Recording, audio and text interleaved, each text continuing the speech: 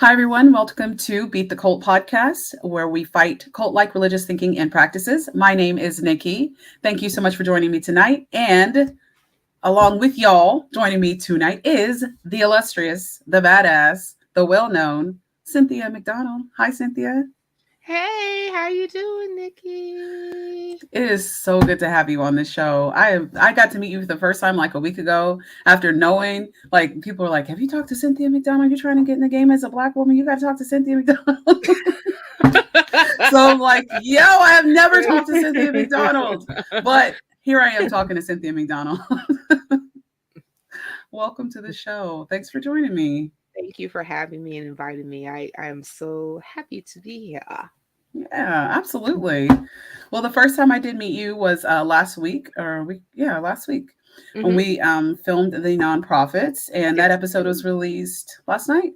Yeah, yesterday, Awesome. around 3 p.m. Central Standard Time. So it's still on the nonprofits YouTube channel. So folk who's watching here, go ahead and check out Nikkis Performance. Nikki had a lot to say, but it was good. Yeah. It was really good. I always have a lot to say. Especially about atheism. And, all that. No, it was good. I appreciate it a lot. I was just like, one of the things I said on the show, I was just like, ooh, Nikki, you had a lot to say. We weren't ready, but that's okay. I love it. That's what Dan said too. He was like, what? I'm like, it has to be, yes, especially when it's like Black people in the church. I'm very straightforward about the fact that I think that's bullshit and we need to move out of it. So I don't hide that, but yeah, I just hope I didn't say too much to where I couldn't, I'm not invited back. No, as one of the producers of the show, I can definitely tell you that you will be back. Yes. Well, I'm just pulling Arnold Schwarzenegger on that one and saying, yeah, that's dope. Right. I'll be back. Yeah. I'll be back. I'll be back. Well, thank you for having me. It is so great, like I said earlier, to have you here. Let's just jump right into it. Before we went live, we were talking, one of the biggest focuses of both of our interests is, of course, atheism in the Black community. I'm just getting back into the game and kind of rebuilding my brand after being, skeptic Nikki in the past. But you, as you said previously, and as we know, have been in the game for quite some time. And you are a member of Black Nonbelievers. Yes, Black Nonbelievers is an OG group, y'all. You already know about them. Mandisa has been putting in work for years. I think like over 10 years now. It's 12 years. What? Okay, that is like an insane amount of discipline and focus and vision to be able to. That's amazing. So where's the group now? How's everything going? Yeah, well, the group, I would say, is in the rebuilding process. And we are in the process of like doing like a little restructuring, but it's still going on. There is there is the In the Cut podcast that basically highlights a member of the Black Nonbelievers community. Every other Saturday. I believe that they had a person on there last week, and I feel so bad because I don't remember the name, but I will momentarily because I am going to pull it up on the oracle that we know as Google. And the oracle. That way I can be like, yes, that's the oracle. What is it? What's the people name? Who are the people? I was about to say like no Matrix stuff if we're going to say that, you know what I'm saying? Oh, the Matrix.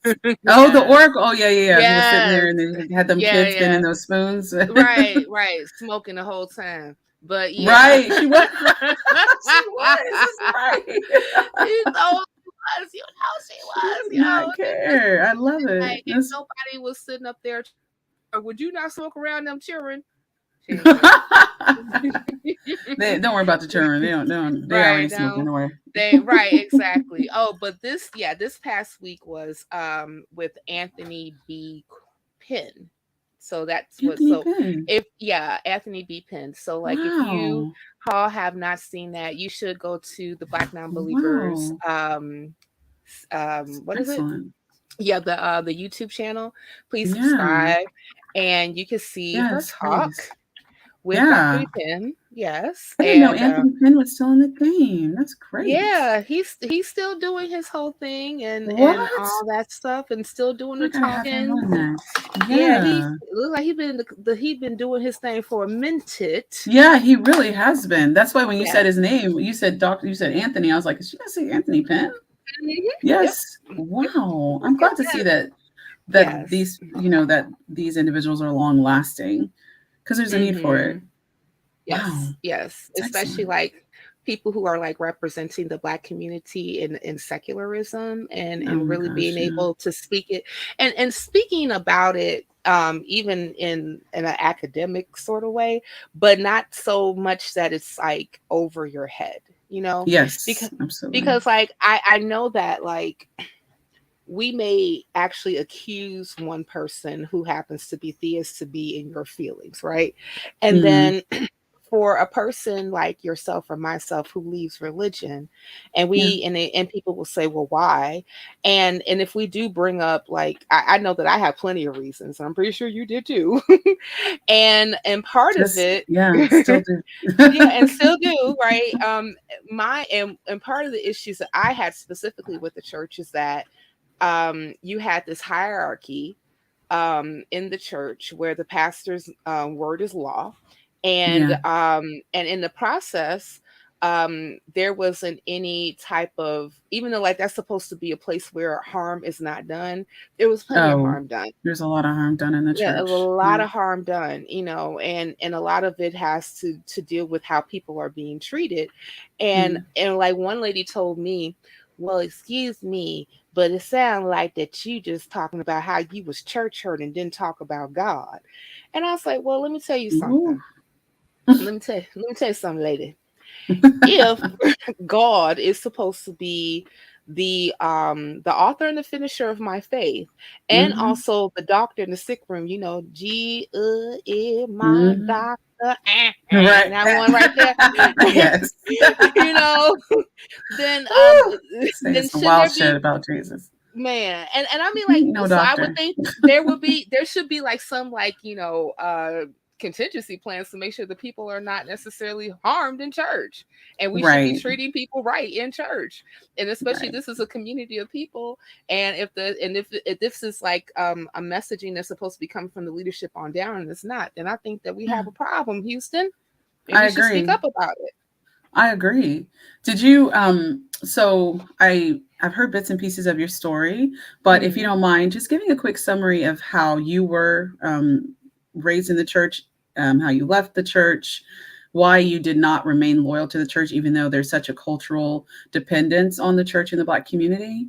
You Hmm. just kind of tell us a little bit about that.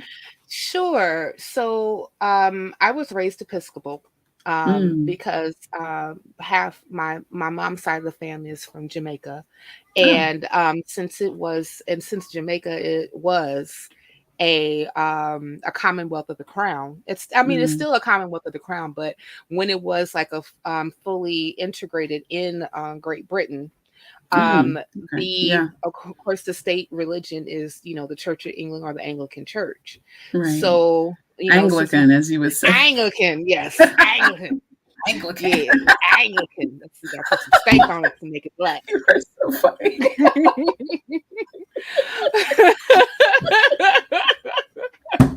Y'all, Cynthia is so funny. She I ain't has got me no, rolling. I have no sense whatsoever. Sorry. I love it. But so yeah, I grew up in that particular church, and it was like as Dr. Richards and the rich Brits, as I call them, The Rich Brits. Shout the out to rich the Rich Brits. Brits. Shout Y'all. out to the rich Brits. That's Dr. Richard Firth and also Richard Gilliver. Shout out to Yep. the rich Brits. Good You dudes. know, Good right dudes. here Yeah. in my heart. Yeah. But yeah, it was, but it really was like Catholic light. You know, there the Okay. only differences is like there was like slight uh differences as far as like the mass is concerned, but it was extremely similar. Mm. And the priest could marry. Okay. So you didn't have to take like a vow of celibacy or anything like that. They Sure. did have nuns, but they're not as prevalent as the Catholic Church. was. And from an early time period, you could have women serve as ministers and vicars and things of that nature in Really? the Anglican Wow. Church. Yes. It's very progressive. Yeah, for the most part. And I believe, I want to say like in the 90s is when the edict that was put out by I know that in the Episcopal Church in America, that, you know, openly gay ministers could practice being ministers, you know. And so I would say in some cases it was kind of progressive-ish. Right. But we also have to remember that, you know, this was the same institution that also profited off of chattel slavery, just saying. So, I mean, yeah, you know, the whole documentary about it. Yeah, there's a look lot. Look it right. up. So, but nobody used the Bible to justify chattel slavery. That's not what it was for. Oh, and even if they did, that's how Jesus came to the Africans. So. Oh, yeah. Well, that was an apologetic that was told to me that, you know, if our people were not enslaved, then we wouldn't know the Lord. I was like, say what? Whoo, that's a Will Smith moment. That's a woo, ha ha. Right, like, oh, hey, what you say now? Yeah, you say some wild shit to justify that. Yo, and the thing about it is, like, when I left like being Episcopal, because like I got saved when I was like 18 years old when I went to college, and you late in the game getting saved in college. You're supposed to be saved at like age 5 years old. Something. Well, I mean, I was already christened when I was a baby. That's when you sprinkle the water. Right, and I was like 2 months old when that happened. I was like, right. Oh yeah. And then I was dedicated too. That's our Protestant version. Is dedicating. Yes, right. And we were christened / baptized. Like that's why I said it was like very Catholic light, because like because like basically it was the same thing. Like, you know, they're going to get baptized with the sprinkling of the water, but you know, the sprinkling. But like when I went to college and I met like other Black folk who had different backgrounds in Christianity than I, you know, because I was sprinkled as a baby, I wasn't saved, depending on who you talk to. Going to hell as a baby. Man, right? How dare you? How dare you, sinner, fallen sinner, fallen sinner? You know, because evil ass babies, right? Still on the bottle, going to hell. Still on the bottle, going straight to hell. The gasoline draw, so hate gasoline diapers, right? Well, you know, depending on what's in that diaper, it could be like smelling like gasoline and other things as well. But I digress. But yeah, so so I ended up getting saved, and a part of that was because I always loved gospel music, and there was a who's your favorite gospel? Who's my favorite gospel? Oh my goodness, it has to be Aretha Franklin. Okay. Though, I wasn't expecting you to say that. I was thinking like Kirk Franklin or Fred Hammond or Donny Hathaway or really. Girl, no, I'm old. No, you ain't that old. Shit, we are. I'm old enough. Yeah. Yeah, no, I'm old. I didn't know Aretha Franklin sang gospel. She sure did. She sure did. Her well, you know, like she was born and raised singing in the church. Her father was a pastor. I didn't know that, but it makes sense though. Yeah, in Detroit. And so, matter of fact, she used to sing at civil rights rallies that were had when they would go to churches with Martin Luther King. And her father was really into the civil rights movement as well. I ain't ready for that level of legend. I didn't know that.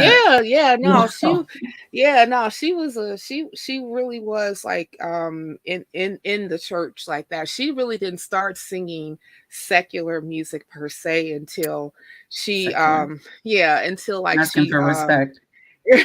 Well, no, she actually had, and I learned all this stuff, you know, watching her respect, is that she had a deal, and she would sing standards at first. And then when she left, I think she was with Capitol Records, and then I think that she went to another record company. That's when she started singing R&B, rock and roll, and she wrote a lot of her songs. And Respect was one, you know, Rocksteady was one. Yeah. I like but her biggest selling album was her Amazing Grace album that came out in the early 1970s. I want to say 71, 72. Spike Lee released he released a documentary of the making of the album, because it was made in Reverend Clay Evans Church in California. Wow. Mm-hmm. And this is legend. I didn't know about all this. Yeah, and and she James Cleveland in the Southern California community. Yep. That's where it was made. Yep, in Los Angeles. And Angeles. Yes. I speak broken Spanish, English, and English, and English very much. But so she did do that album, and it's the highest selling album that she ever put out in her life. And it was, and in my opinion, it was one of the best albums that she ever did. That's the song that you get, the "Oh Mary, Don't You Weep, Tell Martha Not to Moan." It's on that album. It's not a Christmas song, is it? No, foolish. It was about no, that song was it was based on a spiritual that was on about the death of Lazarus. Mary and Martha were sisters. He came on back though. Yeah, he came back and spoke to Lazarus and said, "Come on out, Lazarus." Yep, come on out. Yep, stinky, smelly, and decomposed, and right. No, that right. The mummy. Said, right. All of a sudden, Lazarus was a mummy coming back out to life, like Imhotep. But anyway, I was gonna say, get Brendan Fraser. Call Brendan Fraser. Have him address the problem. How we gonna get the mummy? Imhotep. I love that. Imhotep. Right. Y'all, shout out to the mummy. If you guys don't remember the mummy from back in the day, go back and watch that shit. It is so funny. But back when Brendan Fraser was hot. Yes, one of my. I DVD. Quit playing. It's right next to me, right? All right, so we're back. And so yeah, joined the gospel choir. Most of the people was like grew up in like more charismatic faiths, like Pentecostal, Church of God in Christ, Denominational, all the stuff, Baptist, Southern Baptist, all the stuff. So they all had their different ideas. Oh, sorry, I'm having tech issues. Oh, tech issues, Lord. I'll start singing my own gospel hymnals here in a bit. Sorry. All right. Go ahead. Sorry. Here. Okay. All right. But we're good. Cool. Very good. So yeah. So like there's like black folk that was most different first of the Christian diaspora, the Christian Black diaspora was a little bit different to me, including like the folk who spoke so yeah, it was interesting to be in a part of that, but I felt the need to get saved, I guess, and so I did. What denomination did you get saved to? Sorry if I'm asking. It was the one that I was saved to was it was a non-denominational church that came out from Church of God in Christ, but I just got a message saying that my internet was breaking. So let me see if I can do it real quick. Okay. I'm like, is it me? No, somebody said it. So give me 1 second, y'all. Let me go ahead and put my life together real quick. Nikki, you banter. Okay. No, I'm always curious with African Americans who are born into and raised into other denominations that aren't, I guess, AME or Baptist, and how that they are able to somehow migrate into the more traditional African American denominations. I have a friend who is Mormon, and that just blew my mind when she was like, yeah, I was raised Mormon, and my mom, she was in the Christian church, but then read things that she wasn't pleased about, and then decided that, well, the best way to resolve these issues in the Christian church is to move into a more ridiculous religion. So she moved into Mormonism, and with the seeing stones and the speaking stones or whatever nonsense that was going on with that. And then I was talking to a girl the other day who said she was Catholic, and their experiences are just a lot different than African Americans, kind of raised in more traditional, like denominations, I guess, more that are more focused in the Southern United States. But I've noticed that individuals who are from the Northeast and from the West tend to have more diversity in their denominations than African Americans in the Southeast. So, yeah. I heard Catholic University. You were like, Catholic into who? Yeah. But it's interesting how you moved from the Anglican Church to Anglican to a more Americanized version of Christianity that most African Americans are actually raised in. But they got you. They got you, and they got you later in life. Jeez, tell me about it. I think that I had like one fish and spaghetti dinner, and that was it. So they really did get you right. When Sister Washington was up there whipping up the spaghetti, they had the fish fry going. They were like, Cynthia, let me tell you, you got to join the church, girl. You got to get right with Jesus. You got to call it. That's what it was. You got to call it on your life. I see. You got to call it on your life. I say, I want to prophesy over you right now, Cynthia.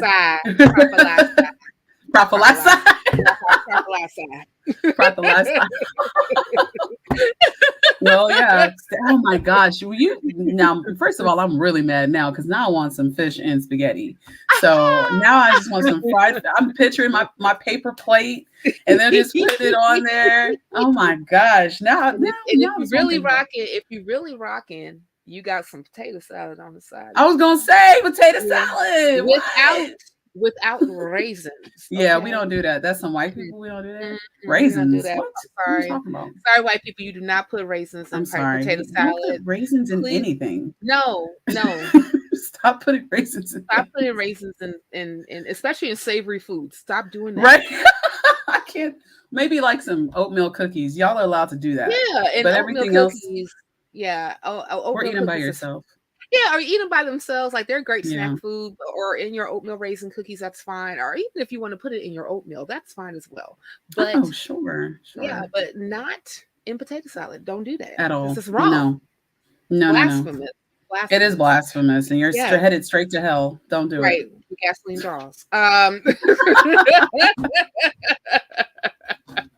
That's funny as hell. But they got you. They got you, girl. Yo, they did. They got me. You ain't Christian enough, Cynthia. Right. Hook, line, and sinker. Like I was concerned by my whole immortal soul. Not only my soul, but the soul of my families. Yo. Yeah. Who's also Anglican. Anglican, right? AKA Catholic Light in Catholic Light. And I was because like they were AKA Catholic Light, according to the other Christians in my life who was not, and who was rolling holiness. Like my family was in danger too, and it was up to me to save them. And I took that to heart. I really did. Like, I when I got a chance to see about spreading the good news of the gospel, especially to my family's chagrin, I did. And I would even go out because I also decided after I was in church for a while to study to be a minister. And I think that, I almost got collared. Literally. Wait a minute. Time out. Okay. So yeah. That's what she said. Also, like collared. This girl the other day was like, you can't collar me. I was like, that's my personal life. We won't go there. But then the collar. Pray tell, please. No, I'm not gonna mess with you. We'll talk. We'll talk after. But we need to talk because I need some guidance. But we need to talk. But I thought that women were not allowed to preach in the church. It depends. Well, see, this is the issue with Christianity after I found Christianity.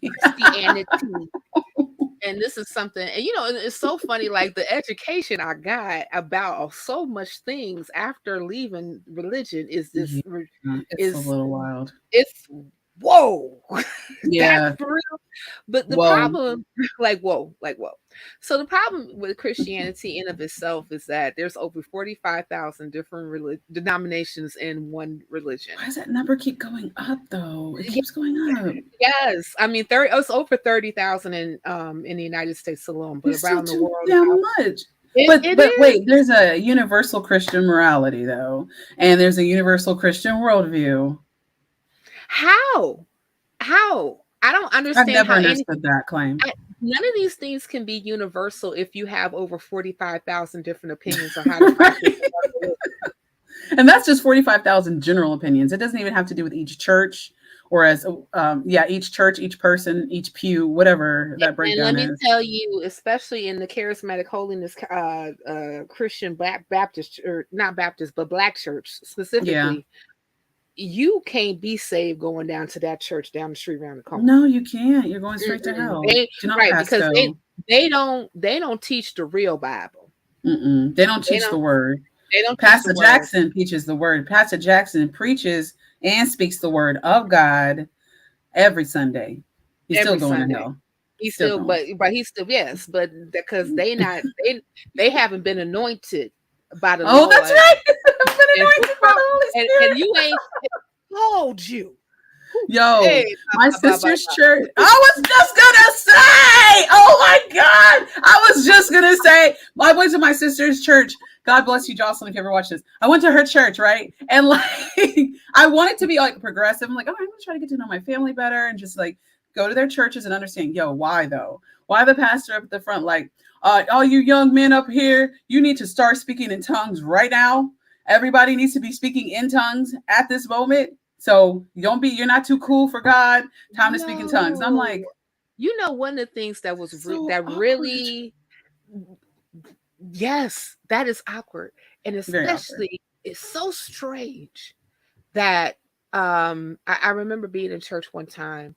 And like I told you, they came from a background in Church of God in Christ.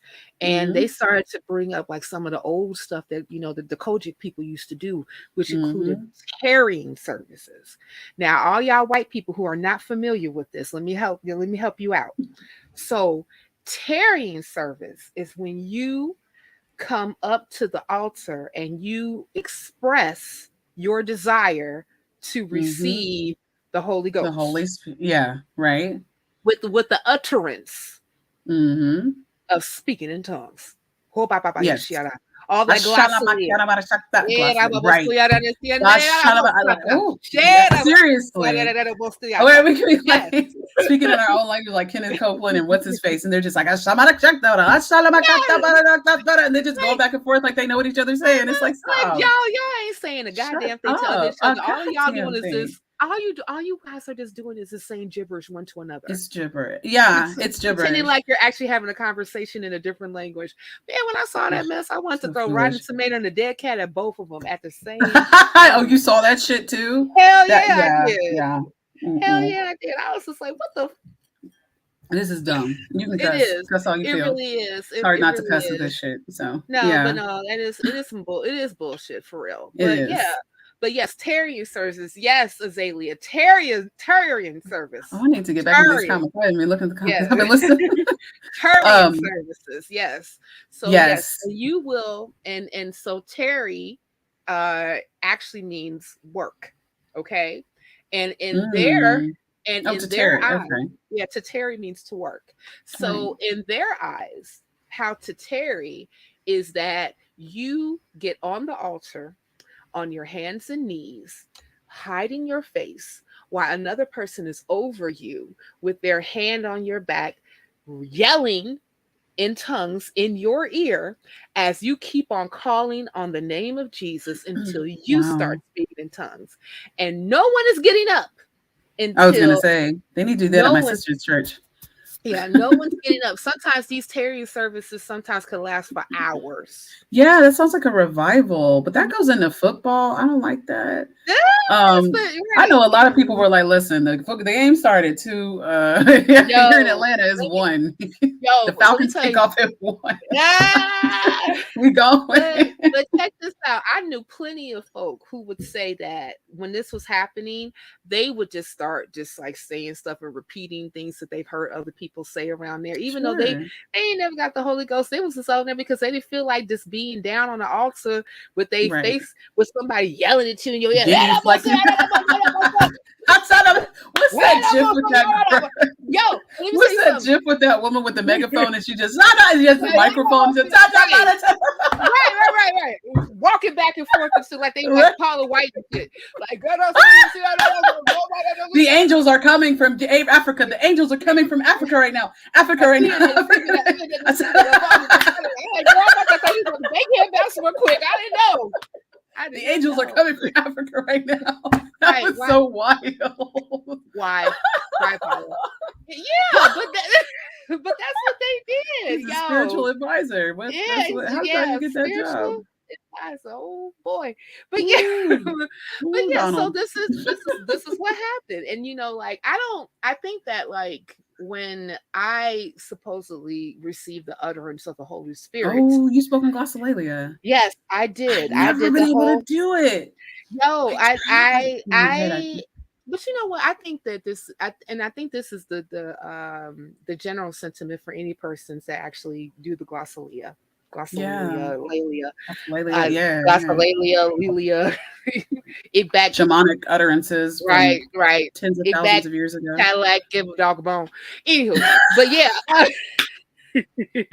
you're coming back on the show. You are so funny.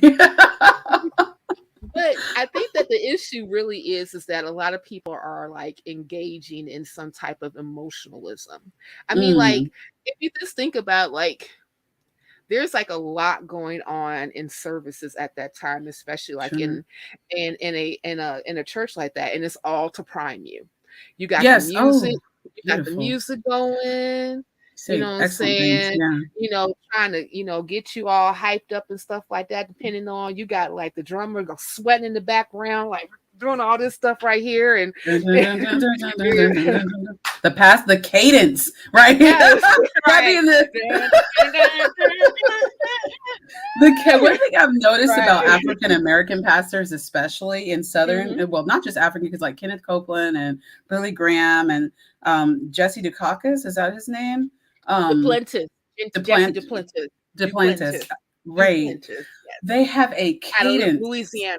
Oh, TD Jakes is Creflo. They're all very good. They have this cadence that's used to like excite and stimulate the crowd, and it's really a performance. It's actually quite interesting. It is.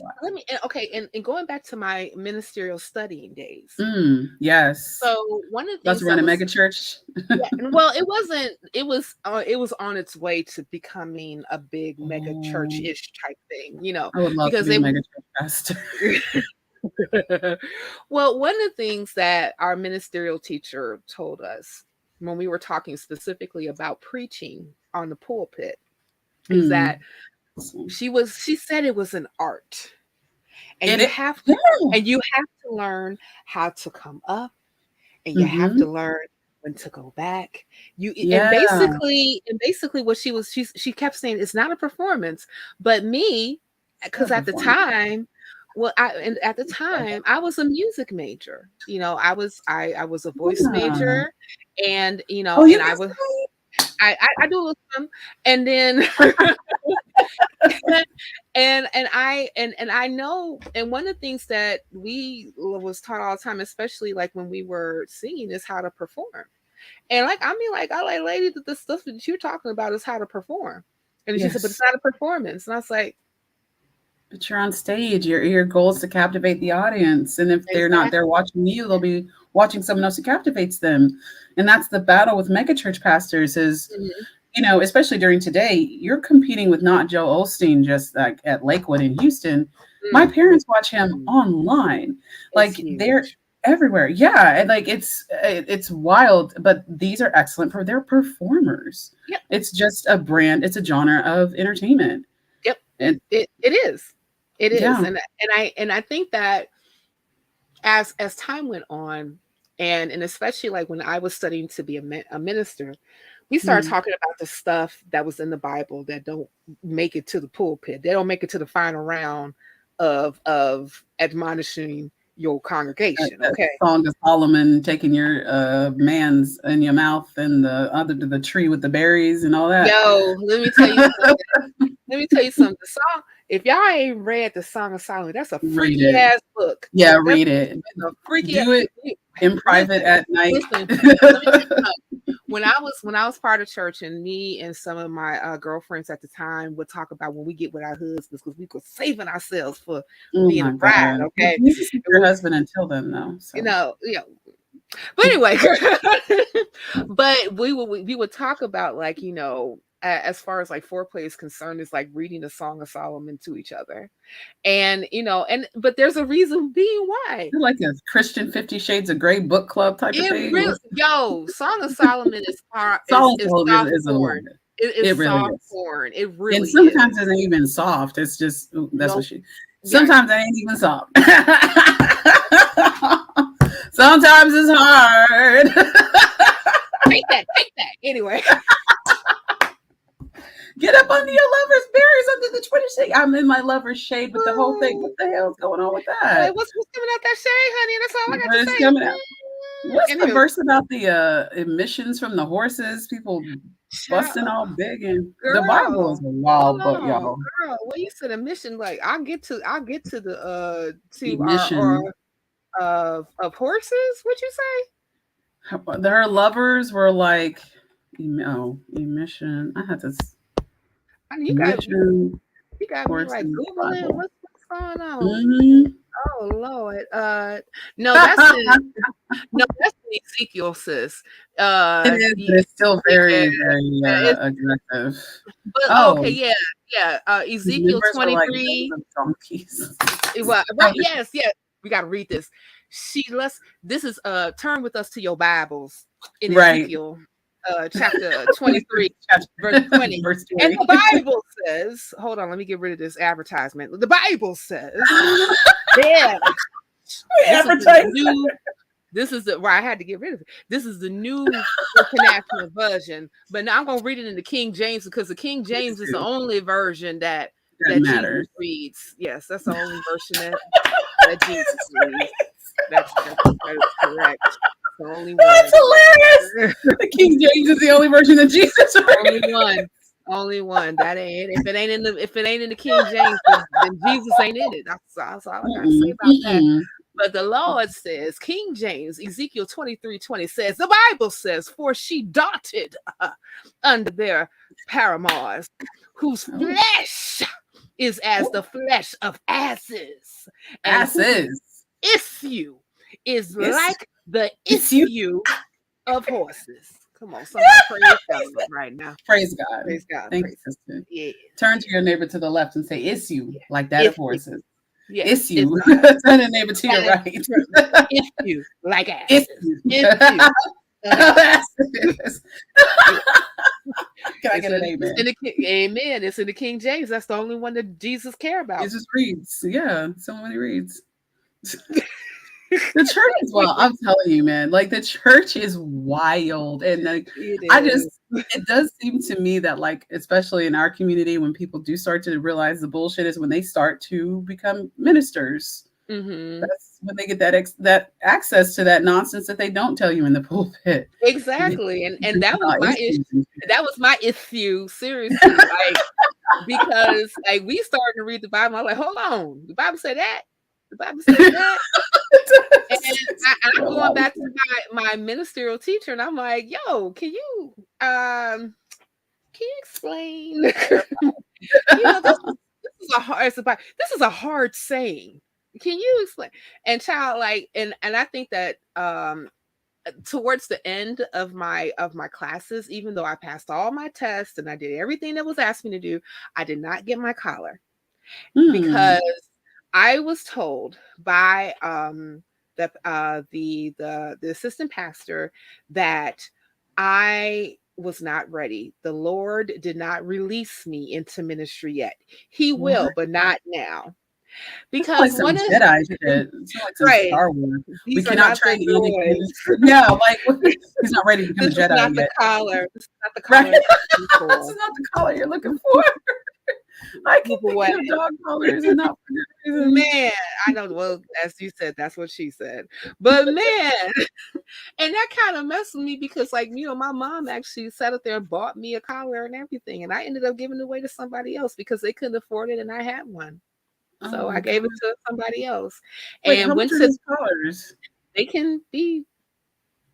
They can be a pretty penny. I think that the because it's like it's the collar is a shirt as well. Yeah, but how much is a And shirt? so, like, I mean, I think that my mom paid like 60 or 70 bucks for it. It wasn't cheap. Okay. I was thinking Yeah. like hundreds of dollars for a No, collar no, or no, no. something. I mean, but still for one shirt with like a plastic Yeah, for collar one around it, shirt. that's still a whole lot of money. I That mean, is a whole lot of money for seriously. that. I mean, I paid less for an entire outfit, just saying, because I know how much. Right? That's true.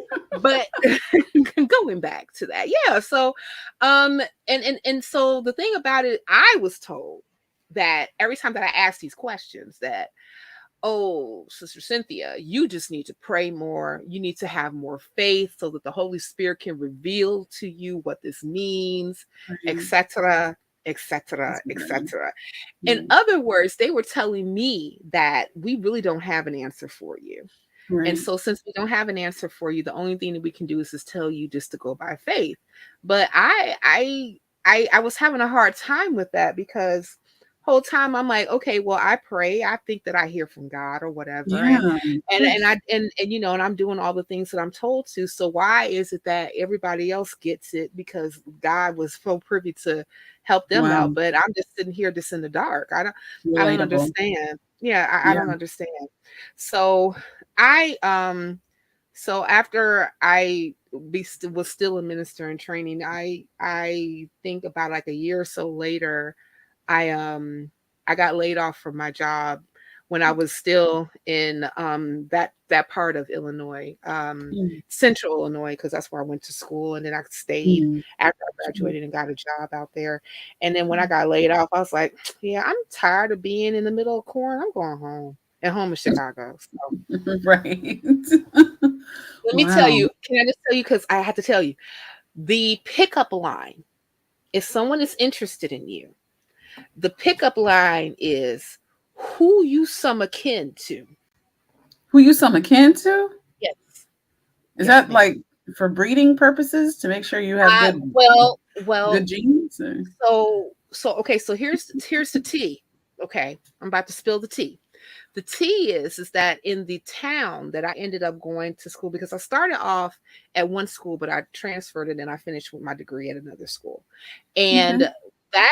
that particular town had more Black folk. I think it was like a population of a little over 100,000. Oh, And that's yes, pretty good.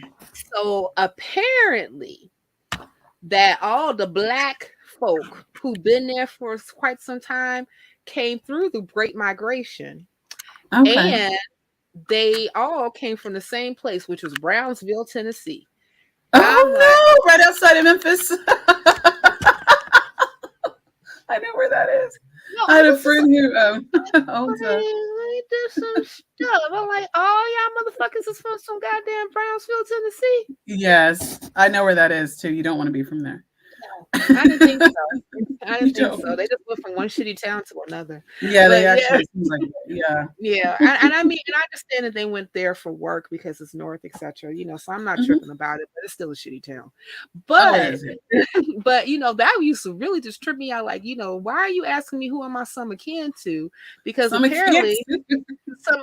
apparently all y'all motherfuckers is related. So you got to make sure that Mhm. I'm not like, you know, still part of that bloodline. Like you ain't fucking your cousin or some shit like that.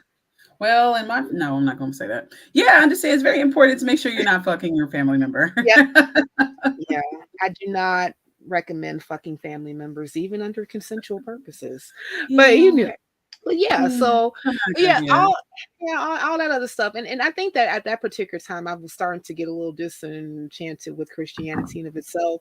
Right. I ran the gambit. I know that we talked about it a little bit like when we did our nonprofits episode. Make sure y'all check that out. Yeah, check that Um out. check that out, yo. It was quite silly. We loved it. It But was fun. It was a it good was. Yeah.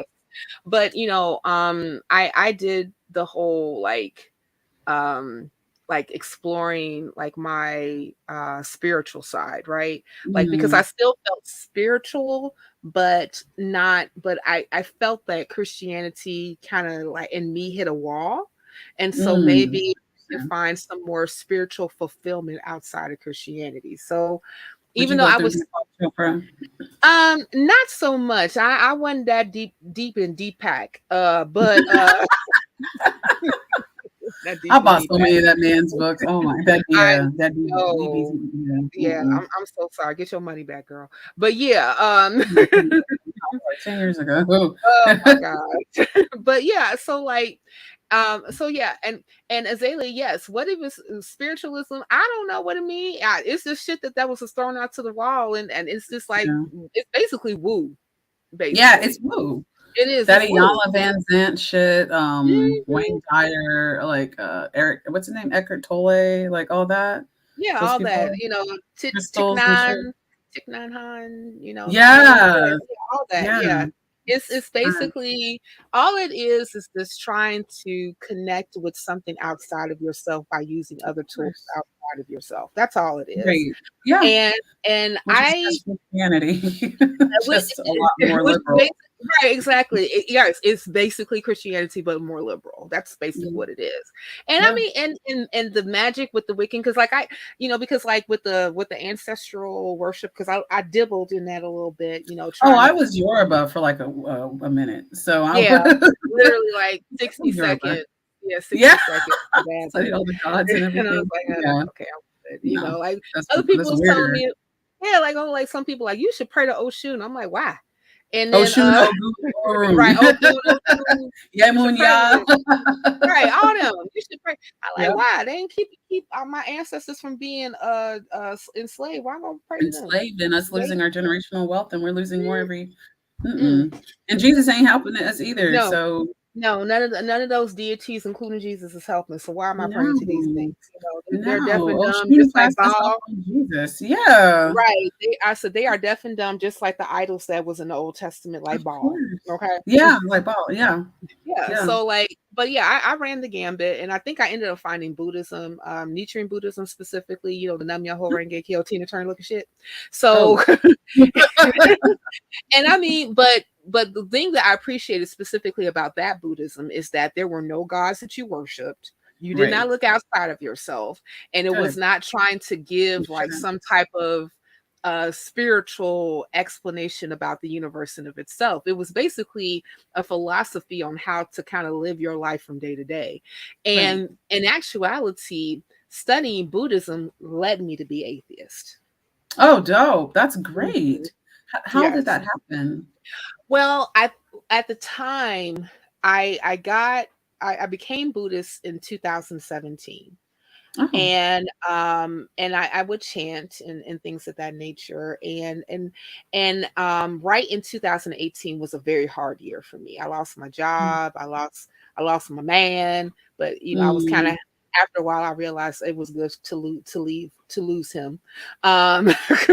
It was It's really a good usually good to idea. lose. Yeah, it was a good That's me idea. being a lesbian over here, y'all. Right. Lady, lady.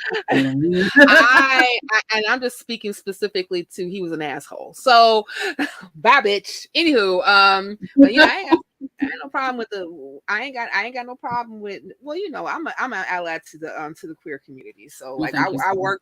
I worked in with the queer people for a very long time. So that they ain't no thing to me. But yeah, but like I had like a hard year, and even like I ended up losing my income too. And I Right. was like going from job interview, and I just could not close the deal. I ended up going back to school to get a certification in community health because I was very passionate about health and Mm, wellness and things of that nature. And right. so it was cool too, because that position only those classes were only 4 months. So then, that gave me time just to kind of just like chill out for a moment, focus on my studies. And I even ended up getting a scholarship because my grades were so good. Yeah. That's awesome. So, yeah, I was on the dean's list and everything. That never happened, even when I was in college. I was like, what? I'm on the dean's list? Shut your front. Anyway, so what ended up happening was, and I think that, like, when I became Buddhist, I started to more lean towards agnosticism. And then one day I was facing Micah Hunson, and this is like a scroll that Buddhists kind of chant to. It's not really prayer; it's just like more like just kind of like it's a scroll that has all aspects of life, good and bad, on it. And in the middle is Nam Myoho Renge Kyo, which loosely means dedicating oneself to the mystic law of cause and effect through sound. And that Nam Myoho Renge Kyo is considered like the ultimate law. I'm hearing that in my head. You heard it from What's Love Got to Do with It with Tina Turner. That's where you heard it. What's Love Got to Do with that. Well, you were adjacent to it, because all over the place when that movie came out were clips and her saying it, and even Tina That's probably true. Yes, was interviewed by Larry King where she actually chanted. So you got it secondhand. I've got it somewhere. Yeah, you got it from secondhand. There's got to be a Morning After that song, and they were singing it on South Park. I'm like, where have I heard that song? And it was South Park. Yeah. I was like, where have I heard that? And it's like, it's always a media source is where you hear it. It's never something like a genuine discovery of this actual thing. It's always secondhand. Like, even like that's how I remembered it too, saying like, secondhand kind of, and because like I never really watched it all the way. I was familiar with the movie, and I was familiar with Tina Turner. Yeah, it's like, it's just like, whoa. But Angela Bassett looked like fabulous in the movie. She still looks fabulous. She still does. She annoys me. Yeah, she will never be out of shape. No, ever. She makes me upset all the time. Why? Because hashtag goals never gonna reach. So I'm like, so die. Basically, yeah. Die, Angela. No, you fabulous. I love you as an actress. I really do. But yeah, so like, so I was trying to chant, and then I couldn't, and I just started to cry. And because like all this stuff, about how hard that year was for me was just flooding back to me. And then that's when I realized that, there's no God to catch me when I'm falling. No, there's not. And that's the part that made me cry, because it was a grieving process. Yes. And when you realize you don't have that. Right. And that was and that's what I call that the day that God died. Interesting. Wow. Or at least my concept of God died that day. But and then after that I was just like, but then I started to feel a little bit better, because I'm thinking to myself, well, all the other hard things that I went through in my past, God wasn't there either. So if he wasn't there and I got through that, then I can get through this. I can get through anything else. You're damn right. Get through anything else. So that's what happened. And here I am, Cynthia the Atheist. I love that. I'm praying for atheism. I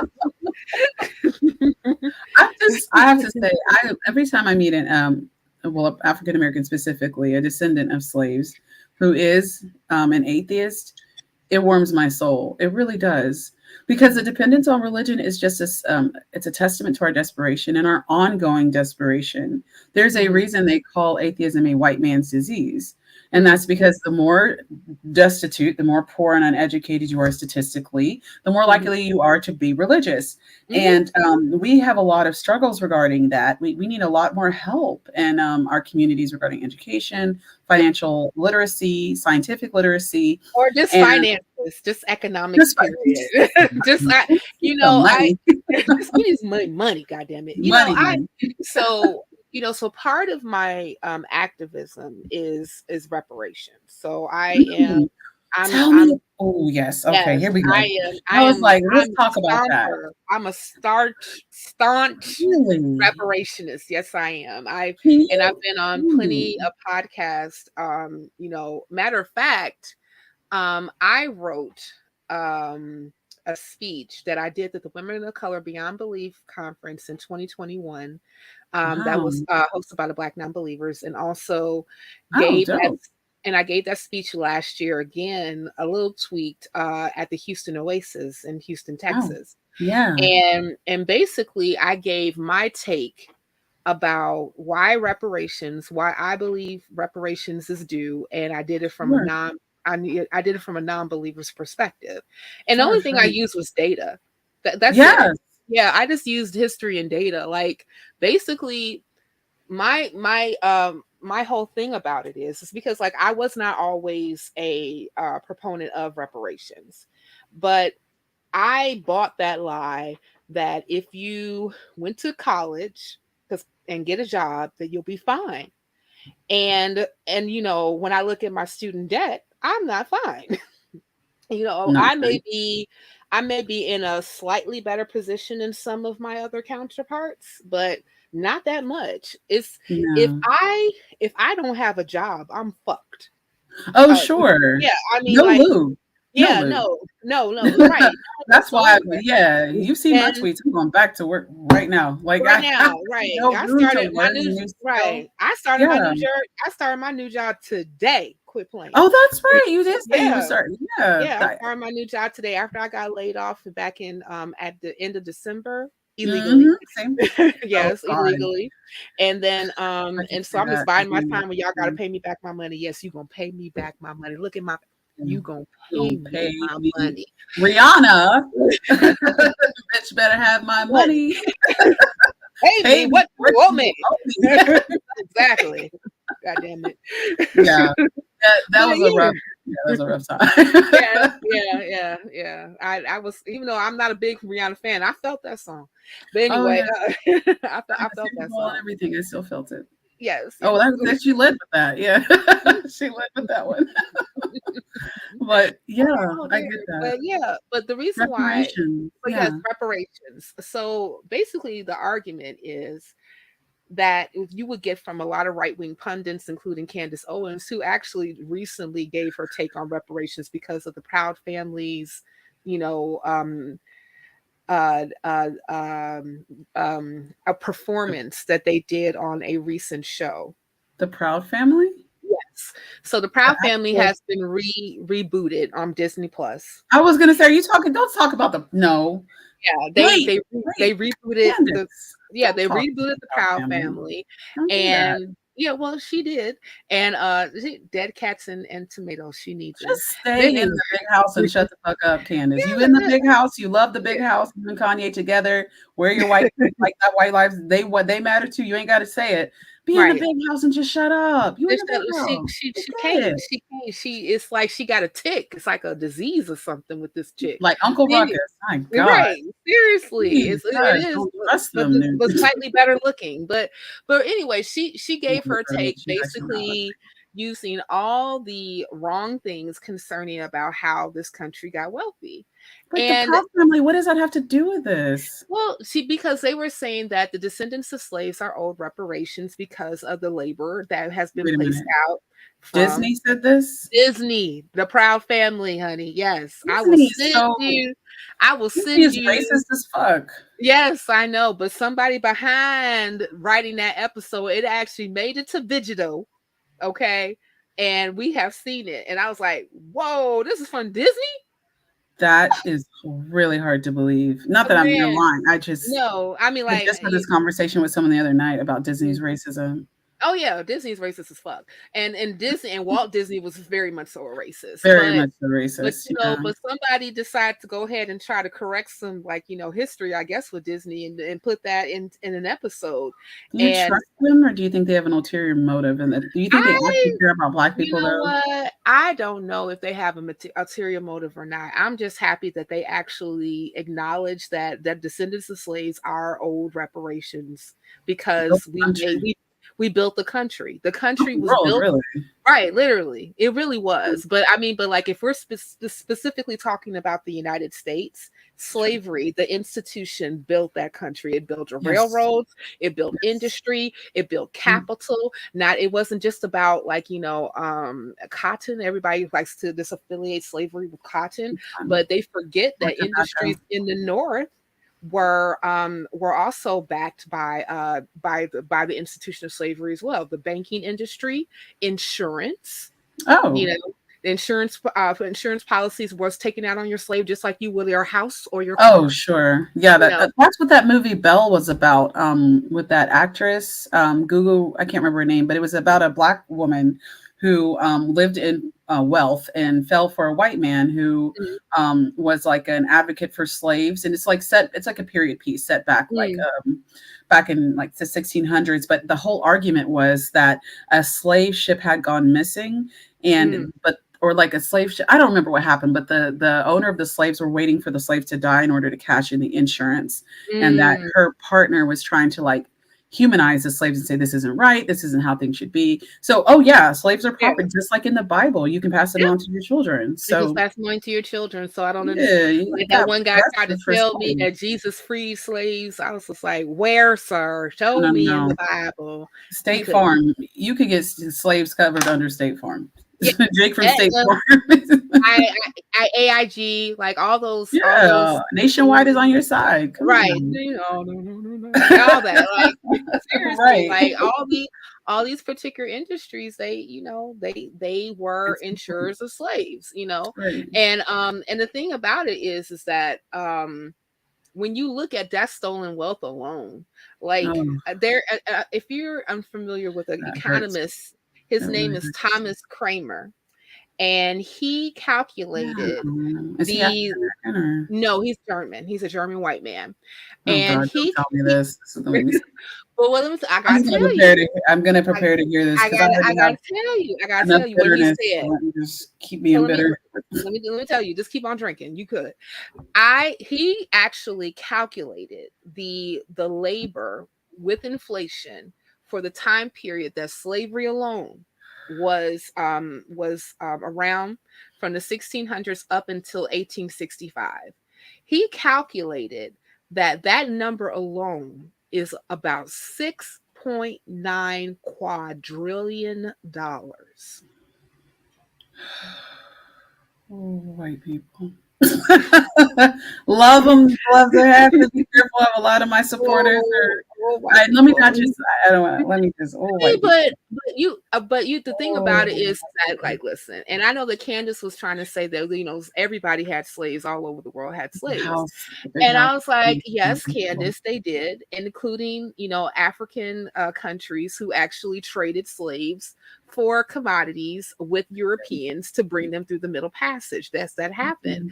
The Dahomey Kingdom, where the woman I was gonna say the woman right, king. the woman Took it king, right out of my mind. right, was one of the largest It's a great movie. perpetuators of human trafficking through Yeah. the Middle Passage. Matter of fact, that kingdom got rich because of them selling slaves, human commodity, to European To the slavers. whites. Yeah. Okay.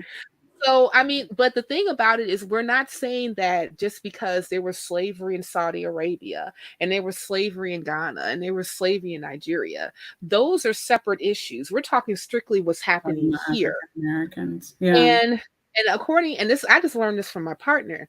He told me that there was only 3 countries in the entire world that was built on a system of an economic system strictly on capitalism, and that was Singapore, Hong Kong, and the United States. That's truly. And the economic floor for over almost 250 years of the United States was slavery. I have a question. I have an answer. So reparations. I have like some interesting, and I have to tread lightly because a lot of my followers and those who follow me are white, and they don't necessarily understand this frustration I have. There's a couple different. Okay, so first of all, reparations. Do you really think? I mean, like, do you really think white people are going to say, you know what, after so long, we respect you. We appreciate your efforts put forth thus far. And we're just going to give you a little bit of this wealth that we stole. We're just going to give it right back to you, just to even maybe give you the opportunity to even come up. Like, do you really think they're going to do that? Like, not okay, so this is what when I have that question asked to me, do you really think that white people gonna give us reparations? I said, well, first off, we have to change our mindset about that. This is not a given thing. Reparations is a debt. Full stop. You know, it's what is we don't owed. even in China are dead. Like, but even regardless of that, the United States in of itself is worth over $270 trillion, not sure, including like any type of like bonds that we may have with different countries. sure. So United States is more than capable of paying its debt. Of course, not $6.9 quadrillion. That's just not going to happen. But the United States is capable of closing the racial wealth gap, offering protections for that, and also changing the socioeconomic status of African Americans. Yes, they can. And they're not going to do it though. Well, but the thing about it is that if we are constantly thinking this particular way that, oh, they're not going to do it, then it's going to keep us from advocating for it. That's anything, that's very fair. Anything that is anything in the United States is legislatively possible. It is legislatively possible. So yes, you know, so all it takes is organizing. I mean, you are right. But when we ever, let's see, when I ain't trying to be but when we ever been organized since the civil rights? I get that. But that's one of my other arguments specifically to us. I said, listen, we was able to get some shit done when we got on organizing game during the civil rights movement. We were. Even with infighting. Which is normal. But the thing about it is that you still had a critical mass of people who believed in this particular, legislation of civil rights to be passed, and they got it done. Now, is it what we specifically wanted? No. Civil rights bill in and being signed into law in 1964 was just the tip of the iceberg. Actually, King was really looking for economic redress. As a matter of fact, he even talked about it at length in his book, Where Do We Go From Here? From Chaos to Community. And even under Lyndon B. Johnson, again, from Chaos to Community, and even Lyndon B. Johnson commissioned the Kerner Commission back in, I want to say like in the late 60s, not too long after he signed that bill into law, really trying to study the issue with riots like in Watts and Chicago and all these other places. And even like, Dr. King saying that, rioting is the language of the unheard. I don't support it, but I understand why they're doing it. Sure. And so the Kerner Commission said that if you want to really try to make amends for these riots and what's going on, especially in urban areas where it's a higher concentration of Black people, you need to invest in their communities, like a bunch of money, like a whole bunch of money. Basically the same shit you did for white people back in 1862 with the signing of the Homestead Act, where you was just giving away millions and millions of acres of land. That act lasted for over 100 years. The last person who was able to get, acreage was in the 1980s. And also I still go with homestead exemptions to this day, and it's grandfathered too. Right. And yes, exactly. People are still over. Dr. Sandy Darity, another William Sandy Darity Jr., who is a Duke professor, said that, and who has actually been pushing for this policy for almost over 30 years. And he said in one of his talks that he gave that about 25% of white families in the United States are living off of the wealth from that one act alone. 25%? I have to admit that's a lot lower than I thought. That's sad that I would even say that. But like, but still, if you think about it, like, white people in the United States are still about 69 to 70% of the population. They kill him. Yeah, that's true. They're killing and you have to worth hours. It's insane. And you also have to consider some of the other set-asides that white people got a chance to take advantage of that Black folks didn't. Oh no, we didn't. Yeah, like we weren't able to take advantage of the GI Bill. So, and that's where a lot of like, that's how it was, like through the GI Bill, the New Deal, and other adjacent policies under Roosevelt actually created a middle class. But the people, even though like, and the GI Bill in of itself was FHA home loans, going to school, and also you can use that money for businesses. Right. So you can create a whole economic scene for yourself with a house, education, and also a business. That's power. That is, and this is something, and then you are able to utilize those assets to send your children to college, because I didn't find out so much later, because my father was a Korean War veteran, but there was some benefits that I could have got when I went to college, but I knew nothing about them. And he even tried to get the GI Bill to buy a house with my mom back in the 60s, but he was denied. And they never told him why. And come to find out, pre-1972, 73, that it was a bunch of Black GIs that were denied the GI Bill, because that program was given to the states to administer. So if the state said, "Oh, well, you Black, I ain't giving it to you," they're not going to give it to you. Oh my gosh. Yeah. Okay. And so like, what is the? Go ahead. I'm listening. No, all these things. All these things. So those barriers aren't gone, and compounding with those barriers is a lack of cohesion, a lack of wealth. We own less land than ever, less generational wealth than ever. Since 1968, not moving in. Exactly. So what now? I mean, this is tough for me. First of all, like, it just doesn't feel good to feel weak. It doesn't feel good to feel like the weakest of everyone. It doesn't feel good to feel like a tool, like other races and ethnicities are doing better. And just by luck of the draw, you woke up with dark skin and kinky hair and ain't shit gone right for you since. Like, it's just not a fun way to feel. And with that being said, it also makes me feel like I have to do things on my own. And also, not just this does translate, or it's extrapolated out to government issues, but like, my family is very toxic, very, like, it's not led well. We don't have generational wealth. There's not a lot of cohesion. Even though I did have my dad in the home, he is actually a very, very, he's the central aspect of contention.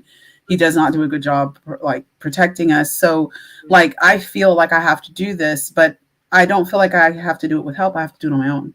So that goes up to I don't really expect the government, after so long, how would we get them to comply with requests? Because it's not, I mean, I don't know if you know Dr. Boyce Watkins, Dr. Claude Anderson. Yes, I do. They're strong advocates and they're great.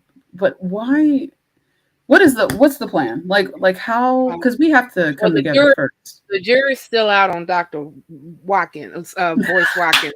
But Dr. Claude, I'm cool with. Watkins gets so much shit. I completely get it, because he's so like, I like a lot of the stuff he says, but then on the other hand, it's like, oh, boys. I mean, like, some of the stuff that he says, but like, it makes sense, and and then other times I'm just like, if you don't shut the fuck up right now. Kevin Samuels is like, we are not going to talk about Kevin Samuels. Don't say his name. Leave him in the grave. Please leave that man in the grave. Actually, the two of them are not. He's not even close to us. Like, Boyce Watkins isn't even as close to as bad as Kevin Samuels was. No. he wasn't. But Yeah. regardless of that. So the thing about it is like any of these things, these issues in of themselves are going to take a critical mass of people. It don't have to be everybody. See, my thing is No. like, my thing is this, like, I don't try to get every white person on board with reparations, and I don't try to get every black person on board with reparations. I give you the information, and it's up to you to do what you will with it. You know, it's the same way that I kind of look at when I'm having conversations with theists about why I'm an atheist, you know. And even though I have done like some informal debates in the past, they usually end up getting mad at me because I bring up something that they can't can't be explained properly without you having to go to faith. And I'm like, Yeah, of nothing. course. And I'm like, well, nothing can be proven. You can't improve anything empirically through like substance of things hoped for and evidence of things not seen. That's not evidence. Exactly. One No. guy told me that, you know, that means that faith is evidence. I was like, no, it's not. No, it's not. That's some bullshit that was put in the Bible that they put together. That is not evidence. But I digress. But my thing is that, you know, I look at a lot of the history of the civil rights movement. And a lot of people thought that just because we saw like a lot of black folks marching and things of that nature, that all black people were on board with civil rights. And that's not true, including black churches. Matter of fact, black churches were in the minority in supporting the SCLC and SNCC. They were in the minority.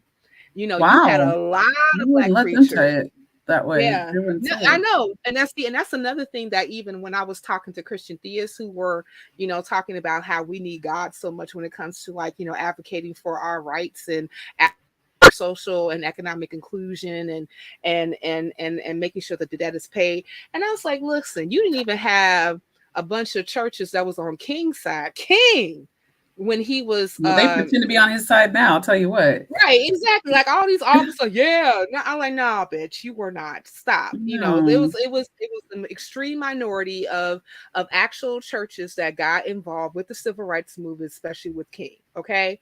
And you even had like, and especially not towards the end of his life, you did see like Malcolm X trying to reach out to Dr. King. But you know, in the early years, he called him a coon. You know, he did. He did. And the reason why, because he felt that nonviolence was stupid. And he felt that was just doing nothing but just inviting white people to beat you up. Yeah. And I watched the film. This man called Dr. King hilarious. Coon. Yes, he did. Wow. So, well, but you know that they got his picture up in Grandmama's house next to him. Malcolm X, Tupac, and Obama, and Dr. King, and Big. And Jesus. Jesus is there too. And Jesus is there. Ned the wino Jesus, because we woke now. Anywho, but yeah, so like, I mean, like, listen, we didn't even have them type of people that was like on his side when they were trying to get like, you know, just like basic like equal rights. You know what I'm saying? You're funny. So just saying, yo. They did it. That's true. But that's you know, funny though. So so like my whole thing is like, listen, I am of the mind that when I go to different places to talk about reparations, and I had, you know, been able to speak with Black audiences about reparations and white audiences about reparations. And you're going to have like some people who are on board and some people who are not. When I was in Houston Oasis, I was speaking with this one guy afterwards who was from England, who was challenging me on some of the things that he felt that we could do better instead of reparations. And I had to tell him, sir, you're not from here. Okay. No. And you may be, and it's quite obvious that your history lesson specifically with the positionality of Black people and how we got here is lacking. You know, I gave say? Well, like, he was basically just like trying to regulate it into like some know nothing social program that we've been doing forever, and social programs are not going to close the racial wealth gap. Only capital will. Money, cream, dollar bill, y'all. Okay? I have Bitch, a we didn't have question. my money. Go ahead. Pay me Yes. what you owe me. Right. So okay, let's say once again, I'm going to preface this by saying this comes from a place of frustration, and a lot of white Sure. people are not going to understand this. You It's okay. probably will. It's okay.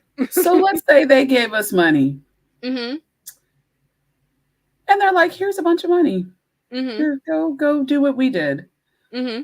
What's to say we don't just throw that towards Jordan's liquor and hair? Like, I That's know a that sounds, that's a good question because that's always being brought up to me. Like, yeah, it's what's to say that we ain't gonna just throw it off and into stuff that into other communities right? too, because it would be a stimulus for the Korean nail shops. It would be a stimulus for the Jordan. It would Because be a one, we have to look at a couple of things. I when I was on a when I was doing a Women Atheists Unload podcast, and I had a bar, Black Atheist Rants, and also oh. secular rarity. Sorry, secular rarity. They were both on Women Atheists Unload, and we specifically were talking about reparations. And Bar brought up the same thing. What's going to Yes. keep us from this spending the money on like Nonsense. nonsense, right? And I said, well, first off, we don't spend our money on nonsense now. If you look up, hold on, let me see if I can Help me, because yeah, my understanding, and not to sound, because it's this is an honest discussion. It does come from a place of frustration no, for me, I but get it. I get I it, but do have questions about because we have less generational wealth than ever, but it we seems that do. we But that's put a lot of it. manufactured. That's It is. manufactured. It really is. But It is. but let me see if I can get that chart up real quick, and then I'm going to share my screen. Hold on, let me go back to where we at, and I'm going to present, and I'm going to share the screen, and I'm going to see if I can. There we go. Share. All right. If you can go ahead and pull that up for me, please. Yes. Okay, great.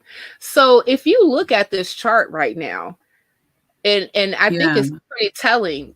This part right here is what we mostly spend our money on. Oh, I think I've seen. Okay, yeah. Almost half of our income goes just to keeping a roof over our head. But we don't own anything, so we're just making. I mean, well, that's why I said like housing, but like but that's what we spend most of our money on. Any mortgage broker will tell you that you really should only be spending no more than 30% of your income on housing, but because of different policies like redlining. Those are fun. I work in mortgage, at least I used to. See, there you go. Yeah, right. So it's very blatant. It's very, very blatant, especially, and you still have like redlining in some ways being practiced now. Oh, of course, yeah. Absolutely. So we end up, instead of being able to like really, spend or put our money into housing that like accrues some type of that appreciates, in value, we end up like renting instead. So we're renting just to keep in a roof over our head. Almost half of our income is just trying to keep us from being on the street. And then the second portion of where our income goes is on food. We got to feed ourselves and our families. And then the third portion is transportation. You got to get back and forth to work. But check this out. This is the part that really, if you look right here in this red part, this says personal insurance and pensions. So we still have a large portion of some type of insurance plan or some type of 401k or retirement fund, for those of us who actually pay into those particular things. So like alcohol, if you like here, it's a small sliver of what we spend our money on. Entertainment, not that much. Personal care, like miscellaneous expenditures, not much. And also, if you even look right here in the green part, that's cash contribution. So we give a pretty decent amount of money to like charities, like your church or other entities that you care about as far as like keeping afloat. So like this whole this whole notion that we're going to spend our money on weaves, Jordans, and alcohol and weed is fallacious. It's unfounded. You know, It seems like it is. I wonder where yeah. this perception, because I have that. I think it might for me be a little bit of bitterness. Mhm. I know that it's the way we are portrayed in media. Yeah, I guess and I'm frustrated. but that's also a fallacy that's perpetuated about Black people, and it's really a white supremacist. It's really a white supremacist talking point that, you know, the reasons why we don't have money is because we are frivolous with money, and in actuality, we're That's not. not true. Really? And I mean, well, statistically, it obviously isn't. Statistically, it's not true. Matter of fact, those numbers came directly from the Bureau of Labor and Statistics, straight from the government. So, well, first of all, I think it has to do with what you see, right? Like even though that's not how it is, and there's a lot of frustration, I think, for me, just kind of feeling limited, feeling like, because you can't expect people to fight for you. You got to fight for yourself. Like, and I appreciate that's what you're doing, and I appreciate your empathy and understanding my frustration. And if someone goes back and listens to this, they're going to say, "Well, she's horrible." Like, no, this hurts. It hurts. It hurts like hell. Yeah, it hurts like shit. It sucks. It's very hard to be Black. It's very hard to be the descendant of slaves. And then to feel like because things aren't changing on a grander scale, there has to be something you're doing wrong. And like, it's not, that's a tough conversation. I think so I appreciate that presentation as well, because I learned a lot there. Well, I think that part of these conversations, and this is the reasons why I do the work that I do as far as like political activism, and part of that is, education, like coming on to different platforms and going to Black communities and white communities and really, giving like proper education, stuff that they don't talk about in school, stuff that they don't talk about in the water cooler, bringing up different points of history that happened to Black people that a lot of people like, I didn't know that happened. I said, well, now you know, Karen. Now you know, right? Yeah. So exactly. and I think that part of our healing process is that you, Black person that is a descendant of chattel slavery, the reason why you are where you are is not your fault. It's not, because and some people are like, where you want to get to, though, that is your fault. Like that, it is your fault to change there's some agency that any person has as far as like being able to take control of their life. But but even if you as a person happen to do everything that you were told to do, like my parents said, go to college. My parents said, get a job, get a job. Pays at least 60 grand. Right, that pays at least 60 if you can get that. But here's the thing, a lot of industries still don't want to pay that, especially the Black people. There is still a very much so huge chasm of an income gap when it comes to Black versus white. And also there's an issue specifically with different industries that we get pushed into versus other groups of people. And we got to keep all that in the book. I mean, like, yes, okay, there is some agency for any person to take control of their life. And I'm not saying that, that gives you credence to be on the corner, sitting down, scratching your ass and ain't doing shit. No, that's not what I'm saying. What I'm saying specifically is that you have to understand that the system that we live in is very much so engineered, and it has been engineered to be like this since the fucking late 1600s. The whole concept of race, was completely made up in order for white elites to continue to keep their position and to replace indentured servitude with slave labor. That's what's the purpose of creating race. And when that does not make you feel weak and sad and susceptible. No, I don't feel weak. I feel angry. And in some cases I do get, frustrated, but what it does is I can't just continuously like know these things and not do anything. And so that's why I decided to get off my fucking ass and actually advocate for what's right, get involved in different, political activism in order to change the system. Because I know that, and I'm doing this also too, because I have progeny after me. I'm not a biological mom, but I am a mom. Oh, I'm going to be adopting like 6, and they're going to be Black kids. I'm going to adopt Black children and give them the best home possible. Yeah, they are the least likely to be adopted. Because especially Black children are overrepresented in the foster care system, and especially not going to people who care a damn thing about them. Because the narrative about Black people, especially Black people who come from chattel slavery, is that you ain't shit, and you have been regulated to be ain't shit, and you be ain't shit until the day you fucking die. Exactly. That has been a narrative that has been passed on from generation to generation that makes that you get people like me who's just angry as shit. And then, and also, and then you also get people who just want to be sad and depressed and things of that nature. And I get then you get people like Cadence and Kanye who have gone, what does Dr. Claude Anderson call it? Meritorious manumission, like Uncle Ruckus. Like, I can't get rich and famous or powerful with Black people, but white people, like there's always, and as someone who grew up on like the white side of town, going to white schools, white churches, white everything, I was taught specifically, there's only a few places in the big house. There's only a few spots. Most of the spots for African Americans, like you said, were pushed into certain positions. There's only a few spaces. So you need to be the one, especially if you ain't light-skinned and pretty.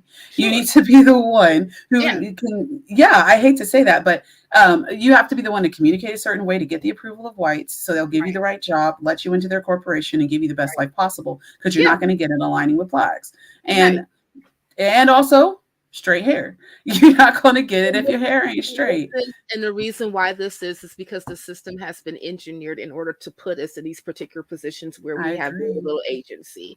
I mean, I think it's absolutely insane that you are still having people advocating at the federal level for jobs not to discriminate against Black people because they don't want to straighten their hair. Yeah, that's so true. And especially since we have this huge lawsuit out now where, perm companies, hair relaxing companies are for cancer.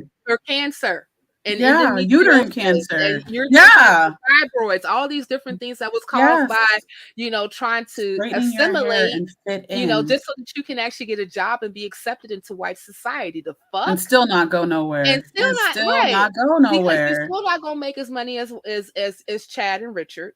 You're still gonna, and even and you're still not gonna make as much money as Karen. And as far as like any Black person, especially a Black woman or even a Black man, is not going, or anything in between, is still are going to actually have a glass ceiling that's going to keep them from not breaking across or so far.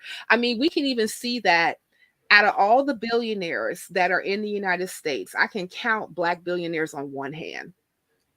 Tyler Perry, LeBron James.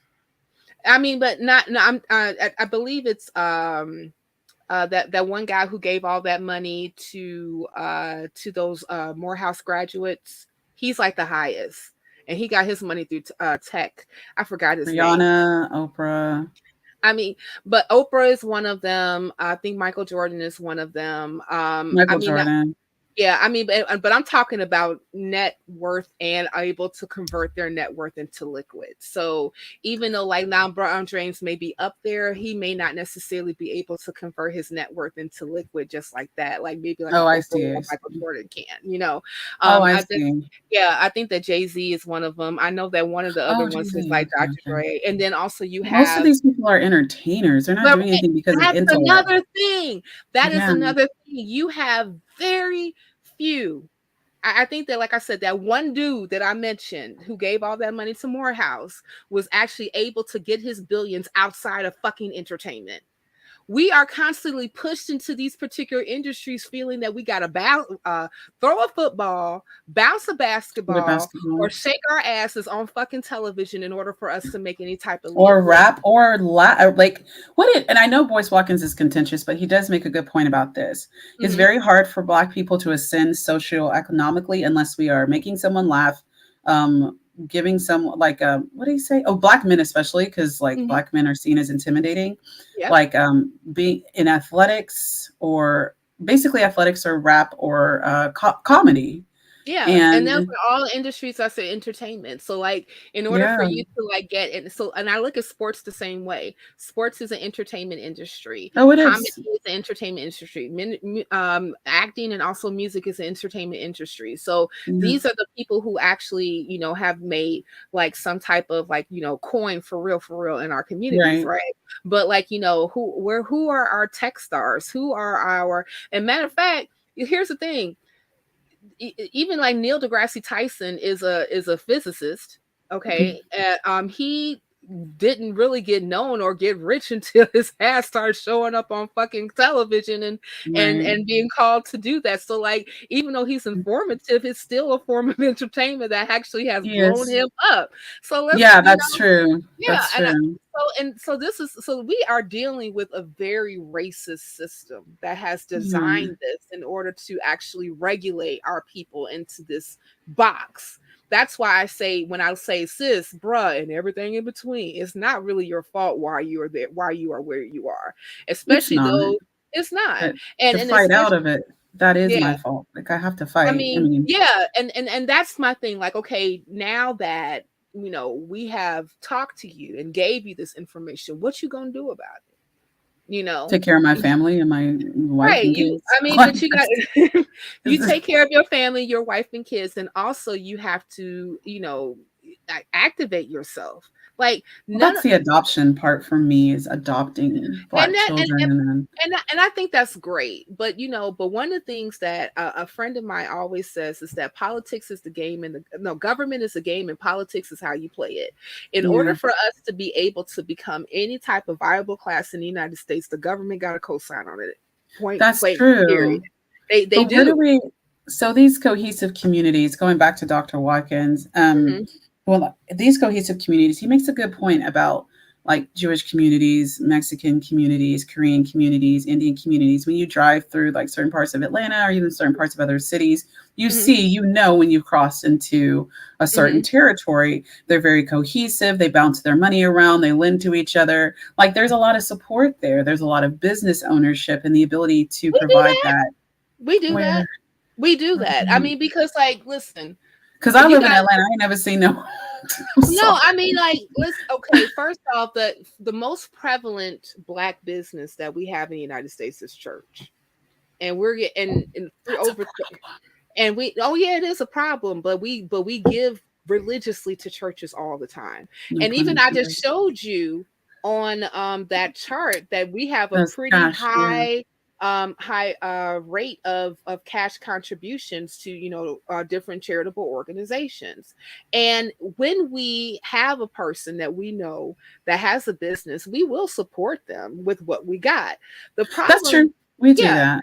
So the problem, it goes back to the system in of itself. See, you got Koreans, you have Indians. I'm talking about East Indians themselves. East Indians in the majority of the United States actually have like it's like the highest income group in a lot of the United States. Okay. Yes. You have, you know, that one place I talk about when I learned about this particular place, Monterey Park in California, where they had recently that shooting. Which is a predominantly Asian community, right? Which is a suburb of Los Angeles. This particular community was not always Asian. It was multiracial, pretty diverse until the 1980s, when you had foreign investment from Chinese and Taiwanese businesses into this community, so that actually made it look really enticing to other Chinese and Taiwanese immigrants and other Asian immigrants. So to the point where now this is almost just about Asian, and your grocer's Asian, your teacher's Asian, that's the point. Asian. So people can live, they can work, and they can support and lend and have their institutions because they had like, you know, significant economic investment in that community. Right. So we have never had that. That's what I'm saying. And like, I know, so there's a dual issue there. You're right. Mm-hmm. That's what I was saying. Mm-hmm. There's a dual issue. First, that we've never had that. And second, that whatever we have that might be even remotely adjacent to it is rooted in a falsehood that was passed down through our slave masters to keep us in line. Yep. And that I feel is a reciprocal problem, and that we can't get out of it. Like the Black church, Black people, first of all, we've got to get out of the church. It is so detrimental and so debilitating. And not just because it keeps us mentally enslaved continuously, but because it's predicated on falsehood and it's not true. Like the myth isn't true. It just makes no sense to build your whole sense of self off of something that's demonstrably false. I said in the speech that I gave about, economic justice from an atheist perspective, that, I need to listen to that. So yeah, go to Freedom from Religion actually reprinted it in their on their paper. Oh, so it's part of my link tree. I'll make sure you get that. But please. But like one of the things that I said in that particular piece is that Black people, specifically, African Americans, Black Americans, been here for a few generations, are at the bottom of every socio and economic position except for one, and that's our God belief. And the thing about it is, and we mentioned it earlier, especially you brought it up, Nikki, that every area, every community that has been very poor and also where lack of education is prevalent.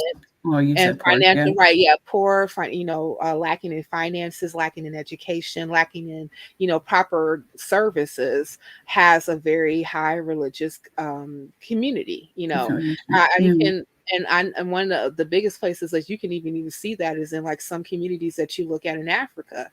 Yeah. Like, highly religious but very poor.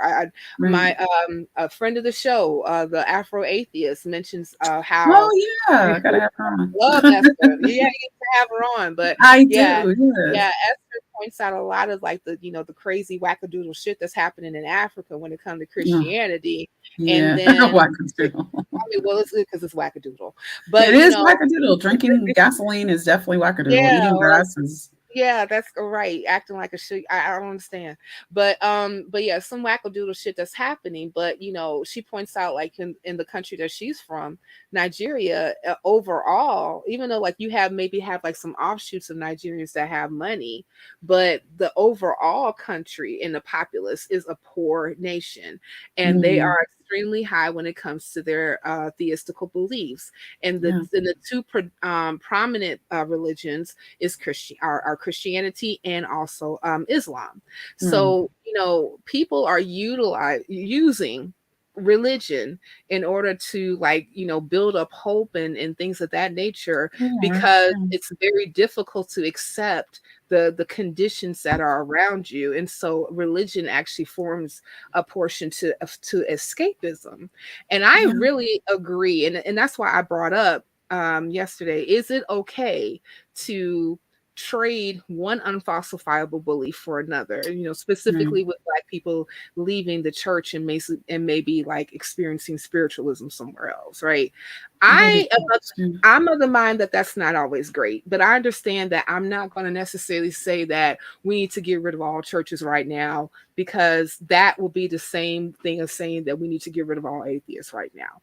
So it's a baby step. And I would prefer people to actually reason themselves out of belief instead of being made to believe or not. If you can reason, because like most of us who actually came out of the faith reason ourselves out of faith.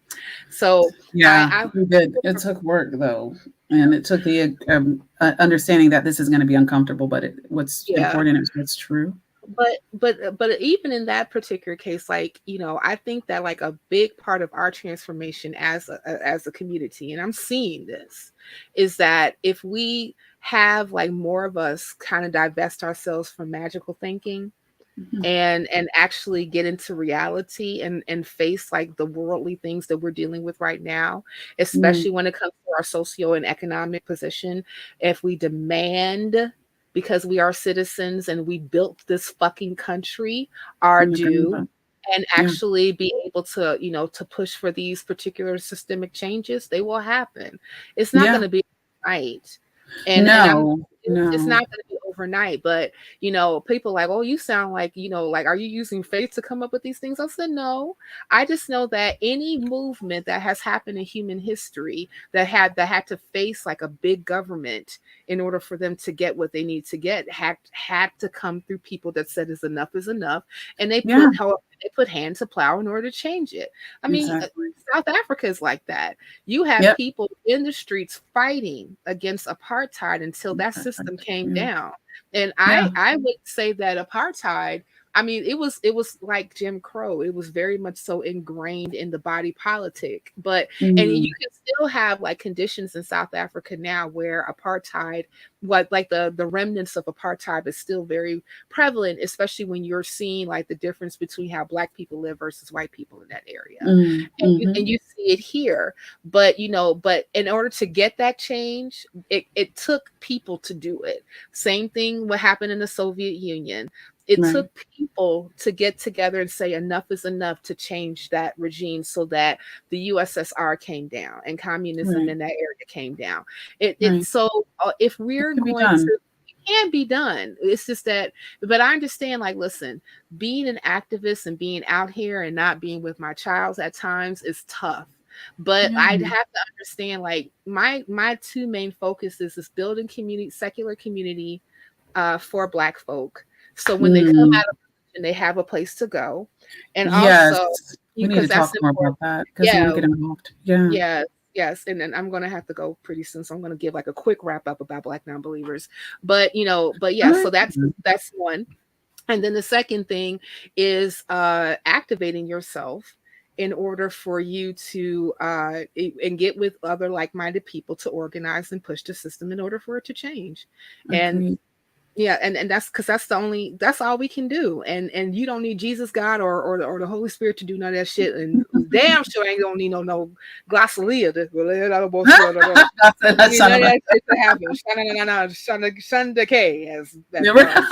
Shaka Khan.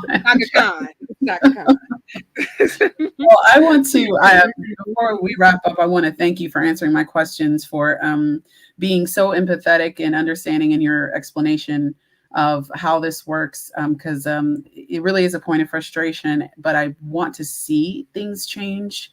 When you're dealing with your family and you see these things like on the front line, it can be very discouraging. But we've got people in the trenches like you, and I'm sure others would want to join, and I want to help as well. You've really put things in perspective for me, and I think the white supremacist narrative is really ingrained in my own thinking as well. Just from where I lived, how I was raised, and not that my parents were malicious, but they just want me to be successful. They want me to be safe in this world that's dominated by white people. And it sucks, but they want me protected. And it's like the Black mama tells your son, don't go up against that master, baby. I don't want you to get killed. Just comply. So that's real. I mean, like, it goes back to, white people do they ever have the talk about the police with their children? Majority of times when you ask that question, they would tell you no.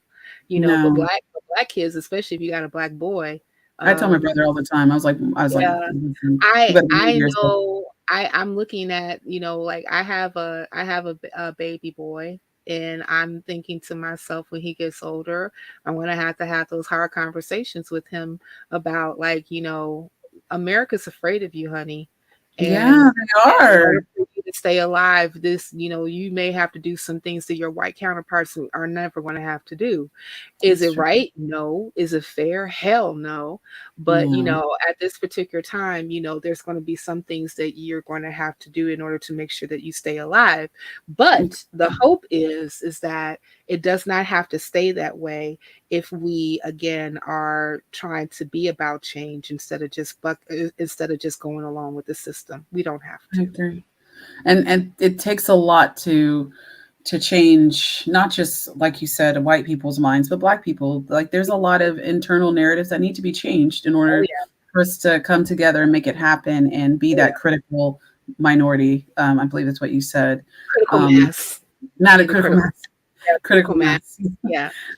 So I thank you so much for what you do. I really want to have you on again. It makes me a little emotional because I have so much, like, this is such a frustrating like topic for me, but hearing it from someone who can actually like kind of, it's nice to hear an empathetic voice who can actually get that. You made your point. I appreciate that, and it's hard. Yeah, yeah, it It's is. hard, It but is. with women like you and I know Mandisa fighting, there's progress being made. So, what are Yes. you and Mandisa doing to advance these goals?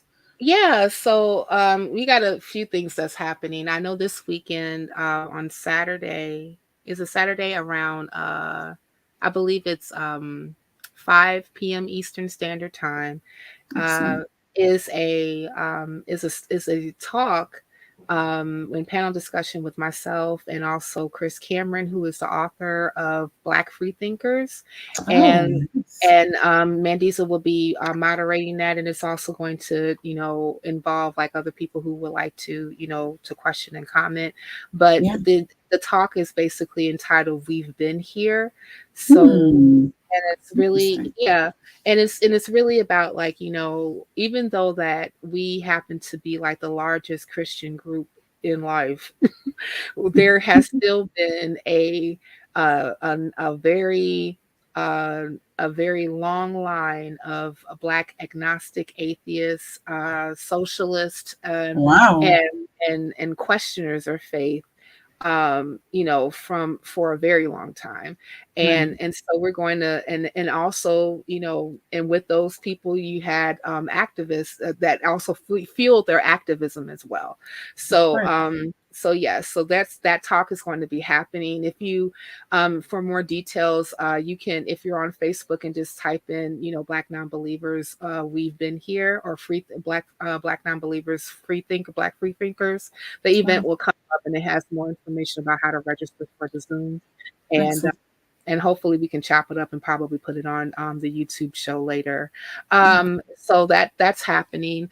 In the Chicago area, I am the Black Nonbelievers lead organizer and affiliate. Um, What? yes, I That's am. dope. Yes, Wow. Thank yes, you I for am. doing that. Thank you for doing Yeah. that. So we do have a few meetups that's happening. So like we have one more happening. So we are actually going to be celebrating Black Restaurant Week on February the 26th. We're going to be going to the Bronzeville Winery. So like if you are interested and you are in Chicago, just go to the meetup, Black Nonbelievers Chicago meetup. Awesome. And then you can join that group and just see like the different meetups that we'll be doing throughout the year. In Atlanta, there is a meetup as well, ran by Yeah. Mandisa. So, Yeah. and they just actually had like a pretty cool meetup. They went to a performance about a adaptation book that Oh, went on stage, and so that is a meetup group in the Atlantic area. Also, the Detroit affiliate has been revamped, have a new affiliate out there. So oh, they're doing great. things, and has a new affiliate in Philadelphia. So yes, So yes, curious. All the big yeah, cities. What? yeah, so Damn. we're doing a little Lord. something over here and being, you know what I'm saying? So, and Killing it. then and then also too, like later on in the year will be a cruise. We're going to I know we're going to Puerto Rico, and there's two other countries, but don't get me to lying now. But if you go to the Black Nonbelievers website, blacknonbelievers.org, you can actually see the information for that as well. Yes, absolutely. Um, and then also, I know in the Chicago area, I also work with Freedmen Descendants of Chicago, and I Oh, also am working with a candidate that's running in one of our ward he's a white man, but he is a staunch reparationist and has used oh. the reparations framework in order to build his campaign, especially when it comes to policy that we want to happen here in Chicago. So I don't, like I said, I don't just talk the talk, I walk the walk, Oh, no, you play the yeah, game. I love it. yeah, yeah. And Yeah. you gotta put people who, if they about you, you about them. You get my vote because Exactly. you're talking my language. If you ain't talking my Right. language, you ain't getting my vote. Point blank period. Exactly. So yeah, so we're so I like feel that. so one of the things that we're also going to be doing is working around, and also with other organizations around the country. We want to do reparations roundtables, talks in our own backyard, called Backyard Tour. So we're going to be putting one together for Chicago fairly soon. And that's just going to give a chance for people who are in this area who want to learn more about reparations and what they can possibly do to push for this particular thing to happen properly. You know, this follow me on all the things. I'm all at Cam Glamming, and once we actually have those up, you know, I will be pushing that information out. But yeah, so Black Nonbelievers is definitely the platform to build and strengthen community amongst Black nonbelievers and allies, and actually create a safe space and community for them. And then, you know, in my own activism with other groups is really about pushing about social and economic change for Black people, especially those who come from chattel slavery, who have been marginalized for almost over 400 years in this country. You heard. Yeah, definitely heard. Okay, well, thanks again for all the hard work you're doing. It is a lot of times thankless, but it's never not beneficial or helpful. So thank you so much, Cynthia. You said you know, just kind of segueing into wrapping up the show, you did say we could find you at Cam Glam on all social platforms, or any specifics? At Cam Glamming. That's at Cam Glamming. It's my Twitter. That's my Instagram. That's my TikTok. You know, I'm going to actually get more involved with TikTok, but right now I just use that more so for like political stuff, and also I make little videos of my little baby because I think he's cute. So yes, check out the baby. I had a video of him dancing the Blues Clues because he's really about that life. Oh, so about that. Yeah, about that Blues Clues life. Really, yes. So, you know, but yeah, so but I will be doing some more stuff with that as time goes on, and I have a link tree. I don't know if you actually got it, but yeah, I'll be this week's been a little while, so I still have some updating to do from even last week too. So, so go back to the show notes. It will be in there, and you will see all things me, including the nonprofits, which I'm a producer and also a regular guest host. We will have Nikki beat the cult back. Just want to yay. That would be excellent. And I'm also on another channel called Skeptic Haven, which is Women Atheists Unload. That usually goes on every Saturday around 3:30 p.m. Central Standard Time. So that's 4:30 Eastern. And we have actually like a rotation of different women atheists, and also who come and unload about whatever they unload about. And so we have a very wide variety of things that we unload about. Like I said, we did we did a, like I said, like me bar and secular rarity on that was you. Okay. We had a whole conversation about reparations, and so so that's why I was like, you know, and I think that we're going to be putting this together pretty soon, that I may be interviewing a Black woman who, you know, pretty much made like academic history. She became like a physicist or something like big that ain't never happened before. And, you know, so just y'all look out for that. Just subscribe to Skeptic Haven on YouTube and you'll see it when we get it together. Awesome.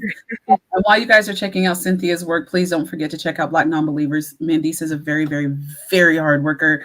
She is. They've been in the game for 12 years. It is extremely hard to run anything for 12 years. Most people's marriages don't even last that long. So check out her work, support it, and put some love towards these efforts that these Black women are putting forth. But with that being said, just a quick wrap up. Thank you guys so much for watching Beat the Cult. You can find me on Twitter at Beat the Cult. You can also find me on YouTube, obviously Beat the Cult as well. And I don't go on Instagram that much, but if you do see me, follow me there at Beat the Cult, and TikTok as well. I also have a Patreon, and I'm working on getting a store up and running. But with that being said, I do want to thank Miss Cynthia Mcdonald for coming on the show. She will be back on later. I want to go into more depth about reparations and the need for this supporting the Black community. So Cynthia, once again, thank you so much. Thank you. And I just got handed over my kids, so I gotta go. Of course. We'll see you back here. You guys have a good night. Bye-bye. Good night.